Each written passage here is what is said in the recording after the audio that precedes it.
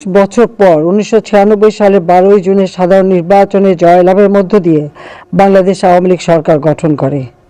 অবসান হয় হত্যা, কূপ ও সামরিক শাসনের। 75 পরবর্তী অবৈধ সরকারগুলোর জনবিচ্ছিন্নতা, লুটপাট ও দর্শনবিহীন রাষ্ট্র পরিচালনা বাংলাদেশকে একটি মর্যাদাহীন রাষ্ট্রে পরিণত করেছিল। বহির্বিশ্বে বাংলাদেশ পরিচিতি পেয়েছিল বন্যা, ঝড়, জলোচ্ছ্বাস এবং ভিক্ষুক, দরিদ্র, হাড্ডিসার মানুষের দেশ হিসেবে।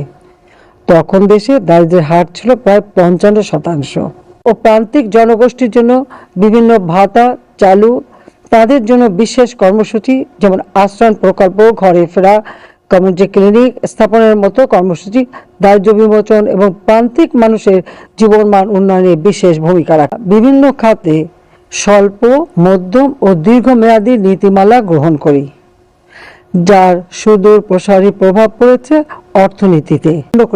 26 বছর পর আওয়ামী লীগ সরকার বাংলাদেশের ইতিহাসে সর্বপ্রথম শান্তিপূর্ণভাবে ক্ষমতা কর্মীকে হত্যা করা হয়। শুধু রাজনৈতিক কারণে বহু চলমান উন্নয়ন প্রকল্প স্থগিত করে দেওয়া হয়। হাওয়া ভবন খুলে অবাধে চলতে থাকে রাষ্ট্রীয় সম্পদ লুটপাট, দুর্নীতি, সন্ত্রাস, জঙ্গিবাদ ও দুঃশাসন। জেলায় বোমা হামলা, শিক্ষা প্রতিষ্ঠানে অস্ত্রের ঝঞ্ঝানি, সেশন জট, ছাত্রছাত্রীদের অনিশ্চিত জীবন ছিল বিএনপি জামায়াত জোটের সরকারের সময়কার সাধারণ চালচিত্র। 2006 সালে ক্ষমতা হস্তান্তর করে নির্বাচন দেওয়ার কথা থাকলেও বিএনপি জামায়াত জোট ক্ষমতাকে চিরস্থায়ী করতে নানা ছলচাতুরির আশ্রয় নিতে থাকে। এসব কর্মকাণ্ড বাংলাদেশকে অন্ধকারের পথে ধাবিত করে, যার ফলে দেশে জরুরি অবস্থা জারি হয়। সামরিক বাহিনী অন্তরালে থেকে ক্ষমতা দখল করে। ইয়াজউদ্দিন, ফখরুদ্দিন, মঈনুদ্দিনের এই সরকার জনগণের অধিকার হরণ করে তাদের উপর স্টিম রোলার চালানো শুরু করে। প্রতিষ্ঠিত রাজনৈতিক দলগুলোকে ভেঙে ফেলার উদ্যোগ নেয়।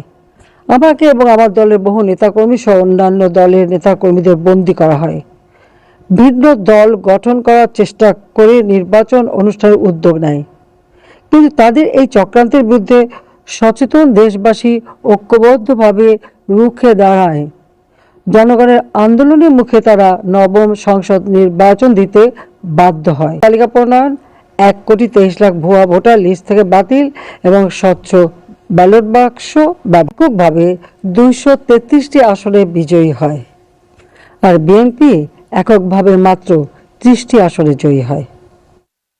বাকি আসনগুলি উভয় জোটের শরিকেরা পায়। মানের উন্নয়ন ঘটেছে।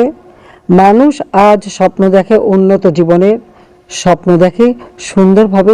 ফলে 2009 থেকে 2023 সাল পর্যন্ত কতটুকু অগ্রগতি সাধিত হয়েছে, আমি সেই চিত্রটাই